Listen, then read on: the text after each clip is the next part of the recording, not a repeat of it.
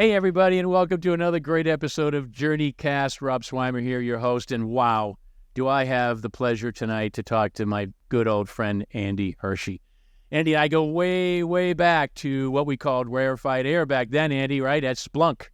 Oh, and we both came up the ranks, and I've got such a pleasure to talk to Andy because today we are going to learn some amazing things about transformation, following his career, lessons he's learned. So I can't wait to just dive right in. So Andy, my friend, great to see you. Rob, thanks for inviting me. Great to be here with you. A lot of good memories come back whenever we're together, and looking forward to our conversation tonight. Yeah. Hopefully we won't get too emotional, right?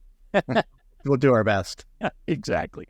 Well, I'm really excited. So Andy, obviously I know all about you, but the listeners may not. So do you mind just giving us a quick intro on some of the go-to-market roles that you've held and obviously what you're doing now, which is really amazing. So I want them to know that. Yeah, happy to. So I grew up in Pennsylvania, went to college in the New York City area.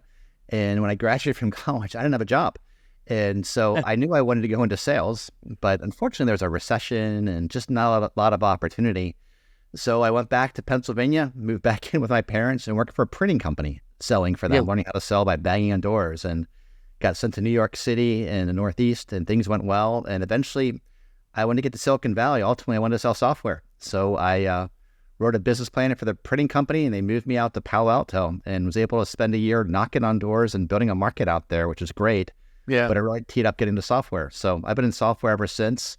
Where you and I met, obviously, Splunk. What a great journey we had. And then went to an early stage startup as a chief revenue officer after that. I know you as a person that's broke all kinds of records in sales. So you may have cut your teeth on the printers, but I'll tell you what, you have really set records in the software business. And I admire all that you've done and looked up to you as a go-to-market executive that was really keen on operational cadence and excellence and running deals and building relationships, sort of the whole package, as we would say, in leadership as a salesperson.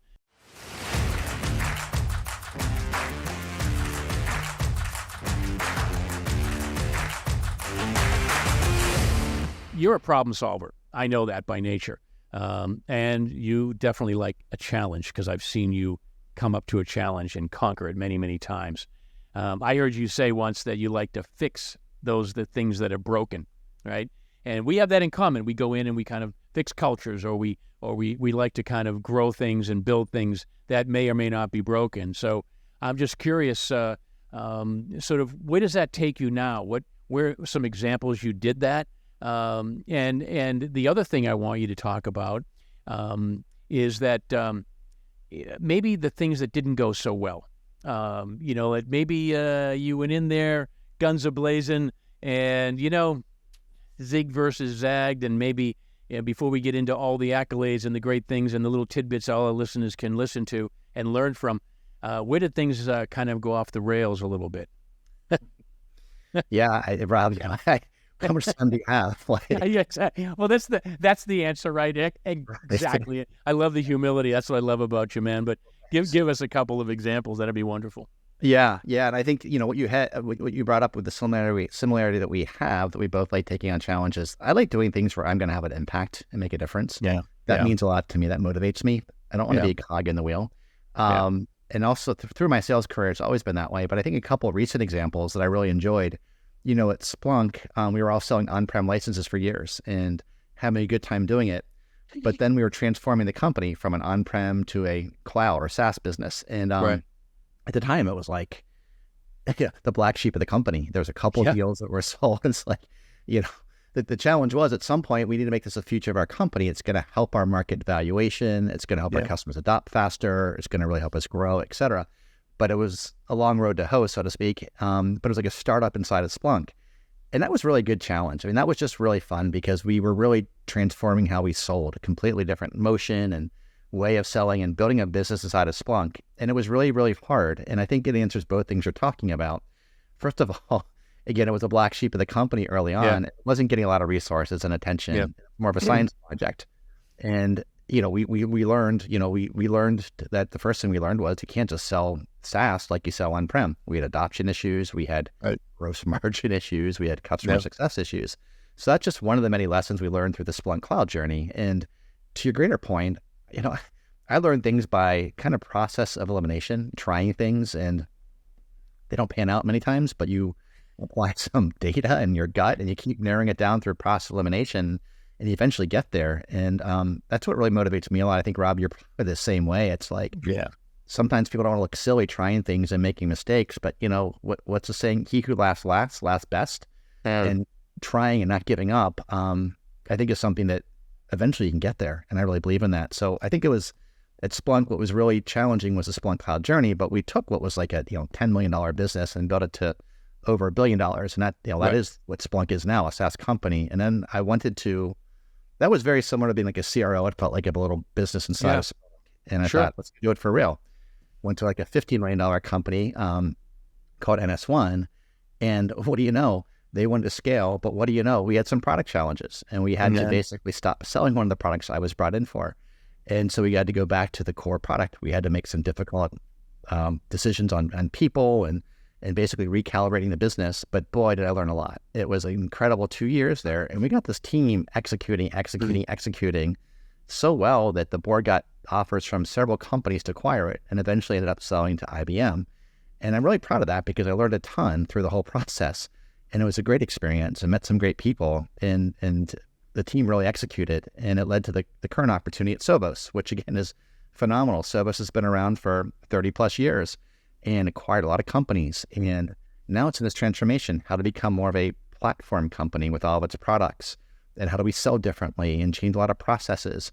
And it's really an awesome place. It has phenomenal products, but a lot of challenges too, because we're changing how we sell. We're changing how we do business. And I like it because all these situations, you can make a difference.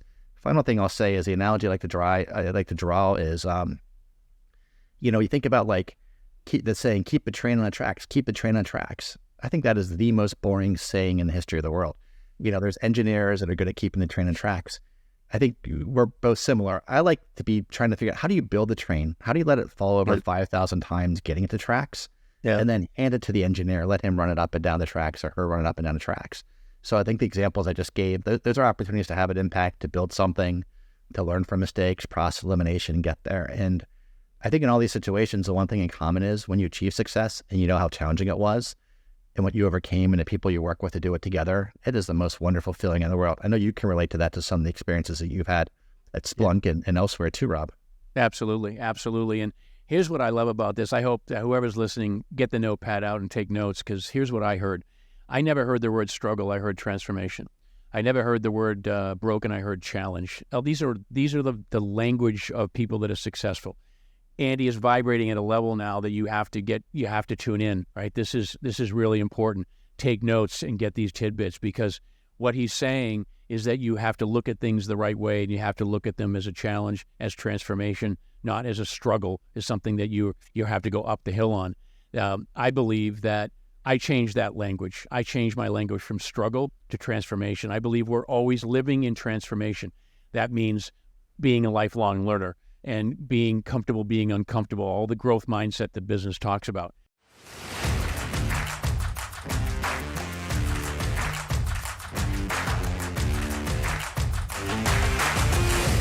Anytime I'm on stage, any place I am in the world, I talk about the fact that get that word struggle out of your vocabulary and replace it with transformation. Because guess what? Life is a journey, and you just proved that with everything you said right there. Everything you said was, it's a journey, and we're going to make it happen. And I love that challenge, and you're in transformation. And I love that you never said the word struggle, so kudos to you. Didn't expect you to, but I love that. So whoever's listening out there, take that pen, make sure you write that down. Struggle and transformation. Cross it out. Cross out struggle, get rid of it, not in your vocabulary. Now let's talk about transformation.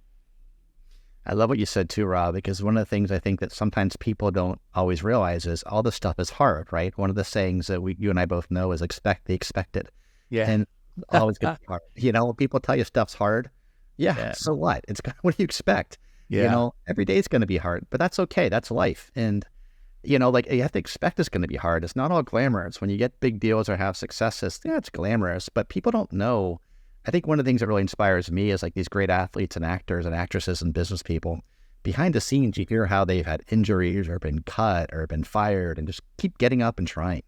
And you realize that it's not everyone just has luck and walk into things. It's dealing with that things being hard and that journey and just determination. So love what you're saying. And I think it's relevant for all of us. You think, oh, sales is hard, whatever. Heck yeah, it's hard.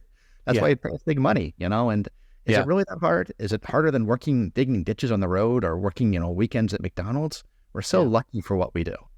We're fortunate. And, life is messy. Business is messy. And they intertwine now these days. I mean, business and life is very similar. And now more than ever, back in the days when our dads were, they separated. They had that line, right? Here I am at work 9 to 5. I come home and I'm a dad, right? And that's not like that anymore. We're authentic. We're our same people in the business world as we are in life, if we are successful. And that's the whole journey. And I think that's what I see in you, and that's what I've been watching in your career since I met you in 2013. So we go way back. So, and it's consistent. It's the consistency of living in that transformation and getting that struggle, that word out of your vocabulary. It's all about the language that we internally use just as external. And I believe in that, right? The language that we use and the physiology we bring to the situation is all about that.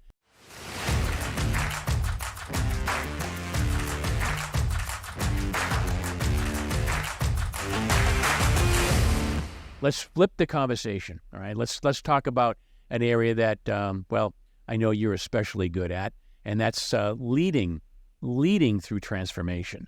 So first of all, talk about what you mean by transformation as a leader and why that matters. So I think a lot of things we touched on already. I think it's going to be hard from the bat, right? Like right off the bat, it's going to be hard. So again, expect that it's going to be hard. But I think what I want is for me as a leader, it's not about me. And it sounds like so trite, right? But there's things I know I'm good at and things I know I'm not as good at, or not good at in general. But I know that, what I've learned when I first got promoted to be a rep, I was a sales rep and they made me a director and said, just get this team to do everything you did as a rep and it'll be successful. Well, that's exactly the opposite of what to do, exactly. Jumping in and super rep that. Super rep. Exactly. But if you know what really occurred to me at Splunk, the leadership we had, whether it's Godfrey or Tom Schodorf or Doug Merritt or all the people we worked with, you're just talking about leadership. And I think Tom Schodorf mentioned in one of our QBRs back, I think it was 2013, hire people better than you. And I thought, boy, how do you do that? And then when we built Splunk Cloud, the team that we've recruited had people that were really great. I mean, Amy Stevens came on with great success. And, remember Tom Stoner and Maria, Richard Barber, and these people, they were smarter and better in certain things than I was. And you know what? Our team rocked because we had a great team. And what I learned through that experience was it's not the Andy show. I can be the guy behind the curtain at the Broadway show, whispering lines to the actors to get the standing ovation. And everyone's going to know I'm the director. But the more I can empower them to take on more, to do more, to support them, to coach them, the better they're going to do. So back to your original question, what do I think of transformation? It's building a great team and on a journey together. And one of the great questions I like to ask, I like to find people that are better than me, especially at certain things where I know my strengths are and are not. But I love to ask Rob in interviews, hey, tell me about something hard. What was hard in your life? And because I find that people that have been through hardships, when they hit these bumps in the road on the journey of transformation or work in general, they say, I've been through tougher stuff than this before. I can do this. And and again, the people of Splunk Cloud team. I mean, I mentioned some names I mentioned. The one woman had been, before she came to Splunk, she was divorced, single mother and doing 2 jobs.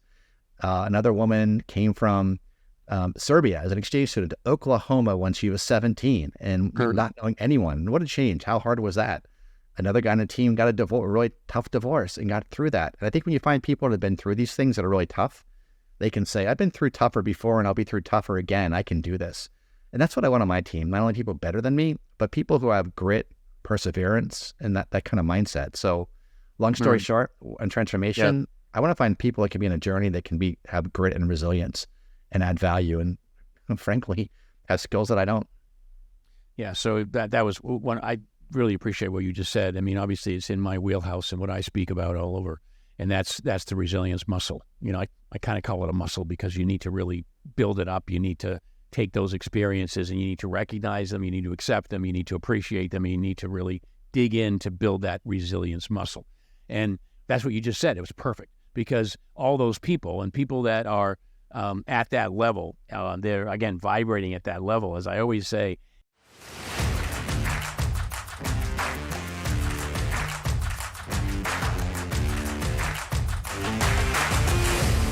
there's a book called The Multipliers. It's by Liz Wiseman. And I'm not sure if you've read that. We actually had her come in and do a leadership session with us at Splunk back in the day. And she is phenomenal. But the multipliers and the multiplier effect, Liz Wiseman. And the basic principle of that book, I think it's relevant for everyone when it comes to building teams. I think of so often is that, again, hiring people and empowering them. And again, people that have strengths that you don't and so forth. But also creating a place where it's a safe place to stretch people. And I found that one of the ways to recruit the right kind of people, the right mindset, this has been true at Splunk and since I left as well, are finding people that want to grow and develop and want to do more as well. Yeah. And saying, hey, my goal, one of my goals is, and this is what we did at Splunk Cloud. It sounded kind of silly, but it really paid off. Hey, our goal is you come in this team, you're going to learn skills you don't have and grow your career. In 2 years, or, you may get a bigger job at Splunk or someone else, but that's success for us. We don't want to lose you. But we know that if we're building a team where we help people develop their careers, we're always going to have a pipeline because people want to come be part of our team. And it sounded kind of silly, right? Like, let's help people develop their careers. And some people will leave Splunk and take bigger jobs or go somewhere else. Right. But, a lot of managers hoard onto their people. They don't want to lose them. But if you develop your people want to come be part of your team. And, along with that, the whole thing that she brought up was a safe place to stretch, to challenge people, but make it a safe place that they're not going to, do something detrimental if it doesn't go well. And I think that's really how you build teams, especially for a transformation. The mindset you want are people that are going to want to be stretched. And when you create a safe place for them to stretch them, they're going to excel. I agree. Our good friend Doug Merritt, who I know we both respect immensely, had this, he coined this phrase, fail fast, right? And I took that and said, fail fast, fail forward. Always go, always moving, always getting better, getting to that next level, but failing fast and having that safe, psychologically safe culture. Right? We talk about cultures all the time. Andy, I know you're big on the cultures. And the culture aspect of transformation is huge because you've got to be in a psychological safety, psychologically safe place in your mind. And the leaders that are listening to this, it's so, so important. And we miss that sometimes. There's a definite disconnect because, well, look, the world comes at us, right? And it's like operational cadence and excellence is like the forecast and the numbers and the spreadsheets. And we lose track of the spiritual side of business and transformation. And I think that when we do that is when we lose our people. We lose our good people. And in fact, we could lose our good leaders, right? So the leaders that are listening, that's a key point. That Andy's bringing up is that you have got to build a culture of safety. You've got to build a culture of authentic sharing, collaboration. All these things have to come in, and it's got to be a safe place to fail fast and then fail forward. It's all about that, and I think it's really important. And Andy, you brought that up, and that's another thing you want to write down: fail fast, fail forward, but build a culture of safety.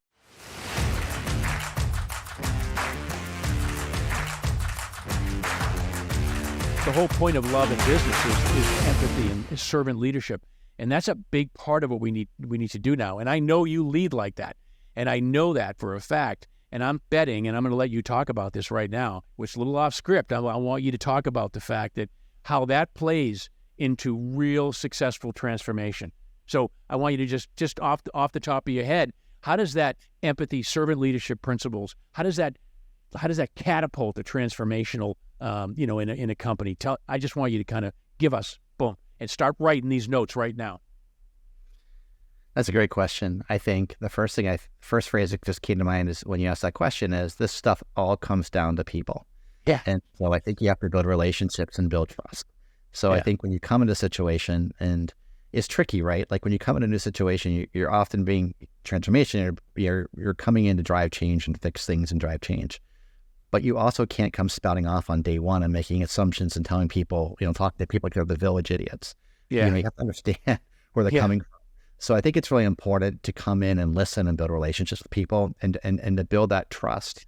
And then, again, create a safe place to stretch them, but build that trust and then guide them, challenge them.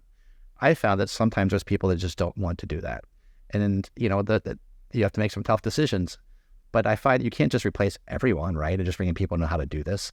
Right. You need to identify those that you can help and that are willing and able to change. And it's really rewarding when you work with them and you see them trying these things with you. Yeah. So Yeah. I think the phrase that comes to mind when I hear that question is, it all comes down to people. It all starts with that. And when you have trust and empathy, you have credibility, and you can help people and try to help people, and it will be well received.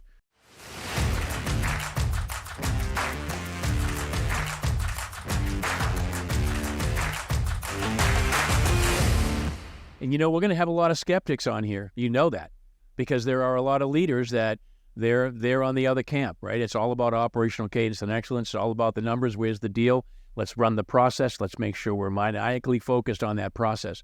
And they, in some ways, will lose sight of the fact that business is a human game. It's an infinite human game. And that's what we're talking about here. And that's what catapults and gets everything going for a transformation, because transformation is not easy. So you need to have that culture of safety. You need to have that culture of, we're all in this together, the mission statement of togetherness, right? And I think that that's what you're talking about. And I think that is so cool to say that. And I know from my perspective, all the neuroscience backs this up. Gallup did a study, by the way, and employees that are engaged in their culture, fully engaged, and they have leadership that actually demonstrate and live and breathe the servant leadership principles, these companies are 22% more profitable. Who would not want that, right? So these are real numbers that the neuroscience is backing up. So for all those leaders that are listening and they're like, what are these guys talking about? They're crazy. This works. And you and I have lived this, right? I lived it when I was over in London doing that, and you lived it in your career. So I think it's really important for people to get that and write that down, that this is to be transformational, to be successful during a transformation. That it's about the people. It's about the culture. It's about leading within and being a servant leader. And I think that's really, really important. And I think you're hammering it home. And I hope people listening and writing this down. So thank you for doing that. Anything else you want to add to that? No, I think you nailed it. I think I just want to highlight that operational cadence, numbers, execution are absolutely critical. Like you don't build a culture and servant leadership at the expense of that. You hold people accountable, and right. People need to deliver, and you need to set expectations and be clear and help them deliver. But it's we have to go execute, and that's right there at the top as well. I think sometimes people think, it's about the culture and kumbaya and all that. No, the culture is absolutely critical, and that trust and empathy. But at the end of the day, we execute or we don't. Got to execute. We wouldn't. Yeah, exactly. And we wouldn't be sitting here unless we did. So that this is all about operational cadence and excellence is sort of what we lived and breathed. I did that for 4 decades, and so for me right now, looking back and where I was successful and where I wasn't, is that was the table stakes. You had the people that you knew could do that job. They wouldn't be here unless they could. You had to trust them that was going to happen. Of course, that was something that guided your principles as a chief sales officer or a VP of sales or a sales leader. You had that operational cadence and excellence. Absolutely, no doubt about it. And I think that what we're saying together is that that's table stakes. We know that's going to happen, or else you don't have the job anyways. I know a guy that used to say, that's your day job, right? And that's, right, Christian, right? That's your day job. And you've got to do that. But as a leader, building that culture through transformation, you've got to have that servant leadership principle. I think that both combined, wow, you cannot beat it. You cannot beat it. And you've had plenty of opportunities where you've seen that come through, and so have I. So, well put. I hope everybody heard that as well. So, and I know, we talked about sort of transformation and examples, and I lived that example at Splunk with you, Autobahn, and the coming up the ranks. I was one of the first. In fact, I was one of the first people that did some of those big deals at Splunk with Splunk Cloud, and got messy. Yeah, right. It was very messy. And we're doing those, but thank you. Yeah, well, it was fantastic, and I enjoyed it because it was messy, and I knew that we were onto something, and I knew that it was something special. So looking back at that and making sure that we were all there together, and that was really important. I never felt alone. I never felt like I was out there, sort of in the wind, if you will. I had an army behind me, and I say that all the time. I said it to the customer. It's not me. I've got a whole army behind me that's going to do this. So, so I wanted to bring that up, and I think it's a real testament to what you've been saying. And I know you brought it up at the beginning, but I wanted to double down on it because I lived that. I was there. So a lot of people may not know that. I was there for the first one through through the billion, right? So it's very, very important. You're a key part of it. No, you're not only there, you're a key part of it. No, I had a blast, and I was fortunate, and I was blessed. I was blessed to have a team like you and others around me and behind me. So kudos for that. So when you tackle we just talked about it, one of these big transformational programs at a company level, how do you break it down? How do you manage all the steps? We talk about operational cadence and excellence, right? So how do you do all that? What's the key? What are the little lessons learned that we can all write down here that we can take and apply? I think it's a great question as well, and I think that's very front of mind for me right now. I think the cadence and forecast and so forth are very straightforward and all that. But I think the one thing that's really, really tricky and challenging that we still struggle with is prioritization. Because there's so much that comes at sales, for instance. Everyone wants to enable the field on this or that, and they're all good things. Or there's a project to do this spreadsheet or that, and they're all very meaningful things. But we cannot afford, Rob, to let selling become a part-time job. So one of the things that I'm trying to do is be a little more clear with the field about the prioritization.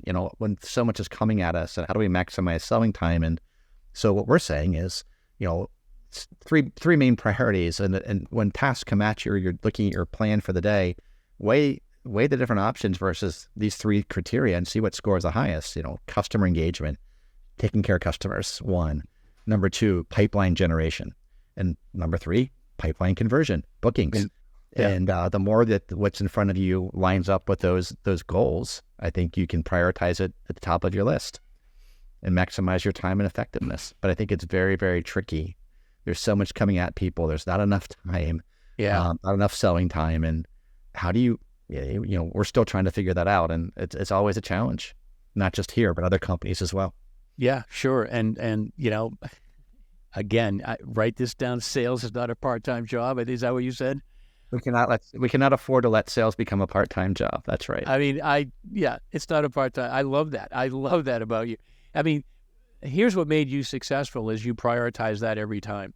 And what that meant to you, if I remember correctly, was the customer came first, and the fact that you were there for the customer. So we can pivot to that too, because here's what I'm seeing is that one statement is saying to the sales or go-to-market executive that whatever decision you make, have the customer's best interest in mind, and that you're going to build value for that customer, and that you're going to leave that customer better for having met you. Fair enough? It's great. Well put. Absolutely. Yeah. And that's how you lived your life, and that's how I hope I lived mine. And so all of these things about pipeline conversion, forecasting, making sure you're doing all this. Also, how about learning the product, right? Learning the new products, learning all the nuances of the products, the competitive intelligence, you name it, the legal you could go on, right? The professional services team, all your, we call it ecosystem, I call it family, right? Your family around you, learning everything they do, customer success. But then you put on top of that, don't ever let sales be the part-time. It's a lot to handle for a go-to-market executive or a salesperson. And I think that it's really a mindset, wouldn't you say? It's a mindset issue, because those things are going to take priorities here and there. They're going to go up and down. But if your mindset is that you're always selling and always putting the customer first and making sure they're different for having met you, things are going to go a lot better, right? I think so. Yeah. And I think it's interesting too, because sometimes, people aren't talking to all their customers the way they should, checking in with them as frequently as they should. There's not a deal there.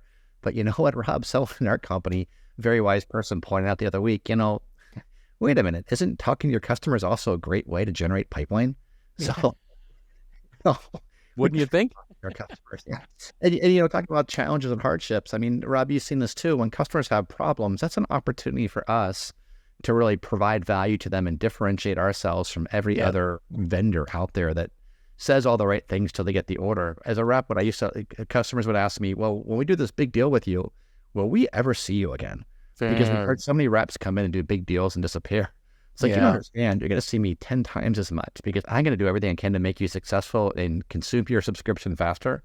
It's a win for you, accelerate your time to value. But you know what that means? You're going to buy more from me sooner. And it's easier for me to help you do that and get value than just to go cold call 1,000 people. So be careful what you wish for, Mr. or Mrs. Customer. You're going to be spending a lot more time with me, because I'm going to be so committed to making you successful.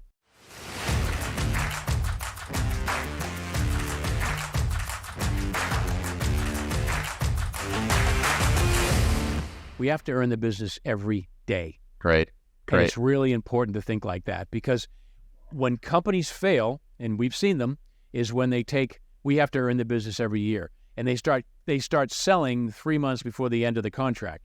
And that's just not going to work, right? So can you talk about some experiences you've had with that, and maybe some experiences on the other side where, I would call it upstream. All right. I would say the day you close the deal is the day you start looking at the next opportunity, meaning the next value with the customer. I know you did that. Where's an example where that really paid off? Well, you're going to laugh. I'll talk about Audubon. It's Splunk, right? Just one example with that is that we basically, what we did is we were finding out that, remember enterprise security back in the day, we couldn't do a POC because it took so much time to load data in. But, IBM and Logarithm were shipping off appliances to customers' data centers for these POCs. Yeah. Oh, you're looking at Splunk? Ask them for a POC. Ha, ha, ha. They'd ship off an appliance. And we had like a 30% win rate at best. So what we did was we created a sales process around getting the customer's data into our SaaS, some for very prescriptive use cases that were specific, and telling them the success criteria and tying it to the process.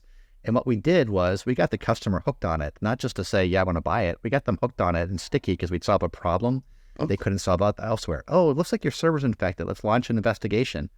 And the way we'd structure it, that we do this POV Audubon for 30 days. Yep. And then we'd turn off, we basically do this. If they want to move forward with a purchase, we could use it for up to another 30 days. And then when the purchase came in, we deploy that in production. So you'd be live. You'd be live very quickly.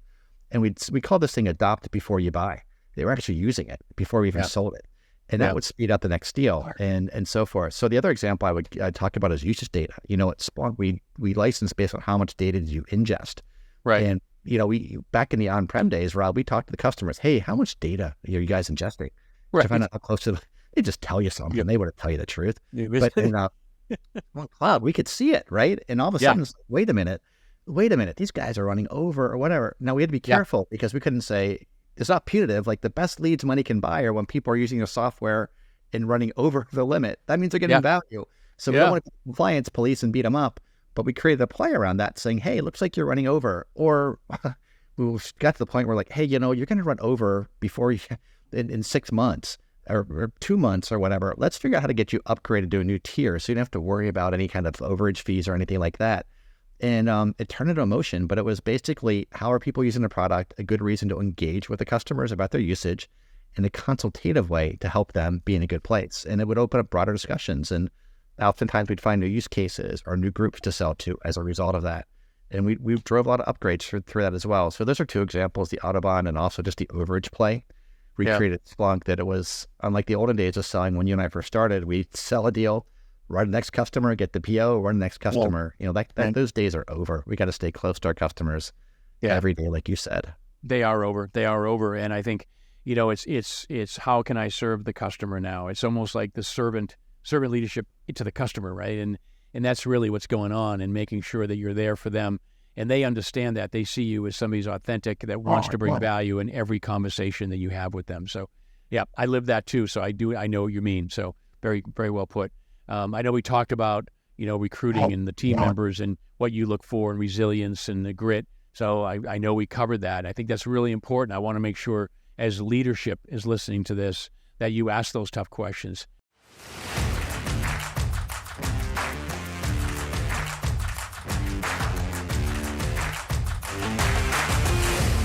How have you overcome a challenge in your life? Can you tell that story? And do they tell that story with emotion? Do they tell that story that hits them, that where they learn what they learned from, right? To build that resilience, as I say, the muscle. So I appreciate you doing that. So as you're midway through some of these journeys, and you're bouncing around and doing some great work at these companies, and what are some of the I'm going to say associated tools or methods or strategies that you kind of layer on top of what we've already talked about? We've talked about the soft part of the psychological safety, the empathy, the servant leadership, and then we talked about the operational cadence and excellence, which needs to marry together to really be successful through transformation. But on top of that, what are some of the things that you layer on top of that you learn through your career that maybe some people can learn from that as they're listening and taking notes, because I know they are? Yeah, and I think from my experience, the stuff all comes back to the basics. Like there's Yeah. nothing that's really that earth Yeah. shattering. I think the things that I find are a lot of the basic things. Like one of the things where I went to NS1 after Splunk, one of the things we created the comp plan where you had quarterly accelerators. And that was great. And it was a great way for us to work on linearity for every quarter for the teams to really be incented to bring as much business in early in the quarter as possible. So, creating comp plans that drive linearity was a really good thing with quarterly accelerators. One of the things that we're doing now at Sobos is they don't, MedPIC's been taught in the past, they've been taught mutual activity plans, but we're doubling down on it. And, we've incorporated into just our Salesforce instance, even things like BANT, budget authority, need time frame. Yeah. Part of inspection and mutual activity plans, and having links in Salesforce where you need to upload that and those are reviewed. So I think there's a lot of things like that, Rob, that are just basic blocking and tackling that you and I have seen would have worked, that people sometimes they view it, I think that's the thing. I think people view this stuff as like management checkbox exercises. But the key to all this in my experience is we have to help people see how they succeed or how people succeed by using these tools and things, and then they do it. They realize it helps them to do it. Right. And it's not a speaking at them, it's a collaborating with them. Yeah. And that's been the key to the success that I've had in the past, is that when you roll these tools out like MedPIC or mutual activity plans or BAM, whatever it is to make sure that they are collaborative tools. They're living and breathing tools and processes that we all collaborate together. And that's not an inspection tool, it's a collaboration tool. So makes sense. Yeah, I love the way you say it. When we use it, we close more deals, right? And we all win. Yeah. Yeah. It's a win. Yeah. Win-win, as we used to say, right?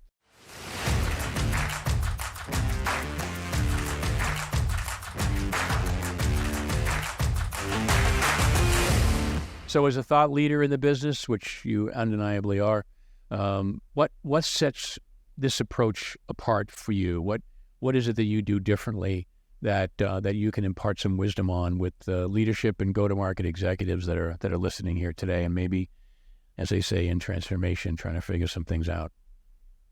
I think it's really a kind of a combination, especially of two of the things we talked about. One is having the empathy and being people focused as much as you can, and getting to know people and listening and being down to earth and getting to know them and so forth. But at the same time, having that ability to also have hard discussions, being able to, hard discussions are necessary. And, what did Godfrey solve on one of his leadership principles, praise in public, criticize in private.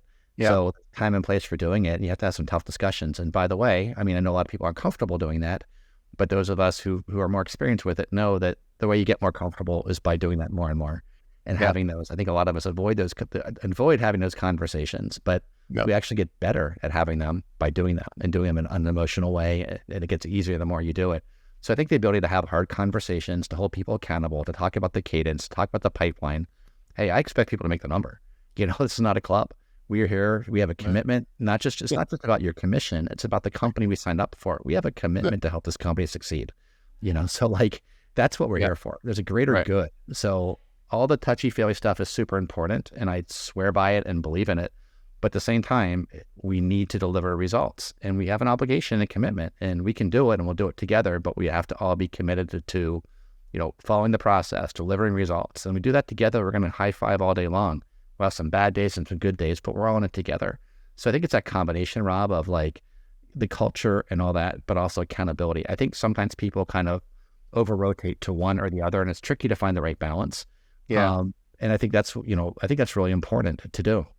Yeah, I agree. You need both. You need both sides of the brain, if you will, to really make success happen. And I completely agree with that. The success that I've seen in companies, either looking in from the outside and doing advising work or actually working in the company, it's when those two marry together. And that was, that's rarefied air.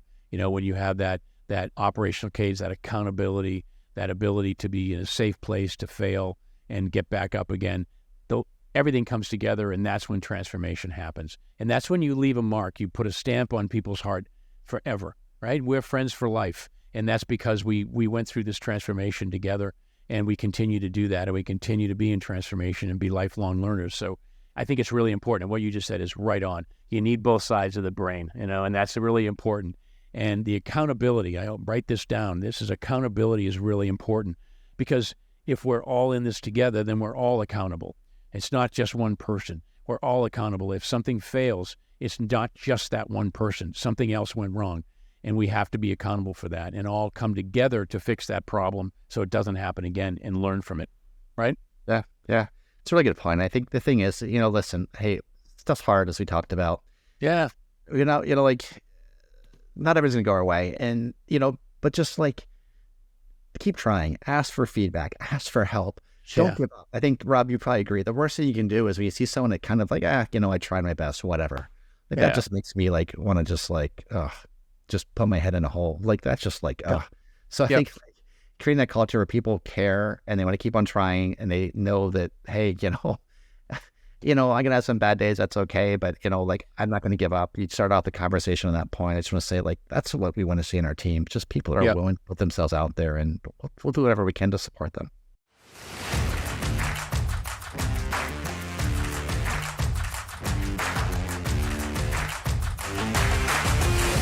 Studies show 78% of employees today are starving for feedback. They're not getting enough feedback from their leaders.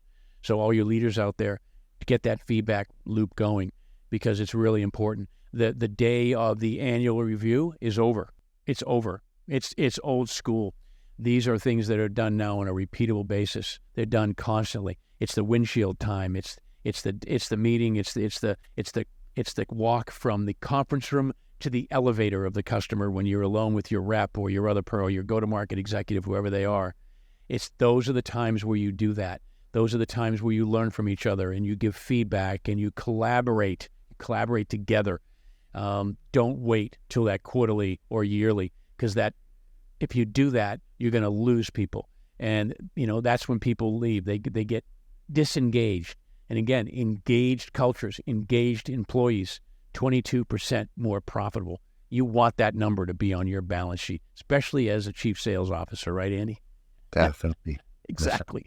So great point. All right, I'm going to wrap things up here now. I know your time is valuable, but final advice, what advice would you give to a new rep or a new go-to-market executive that is, struggling, that is in transformation to do this kind of thing?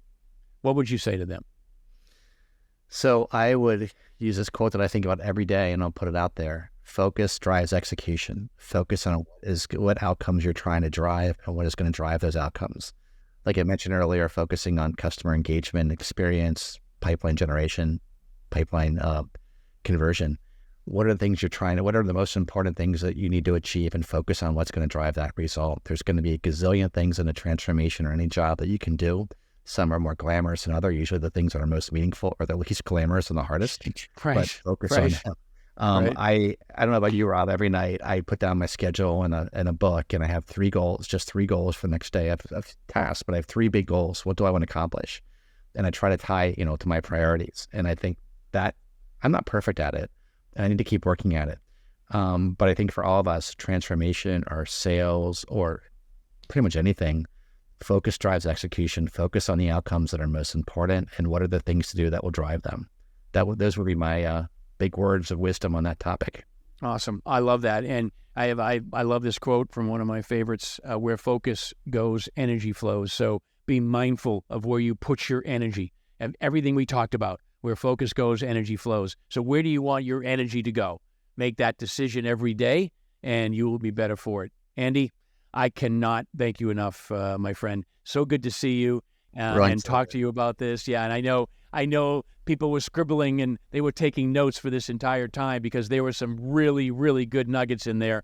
And as you're listening to this in a time of need, take this from people that have lived it, breathed it, and failed fast and failed forward. Great. Love awesome. Thanks, Andy. Have a great day. Love you, brother. Great talking to you. Thank you.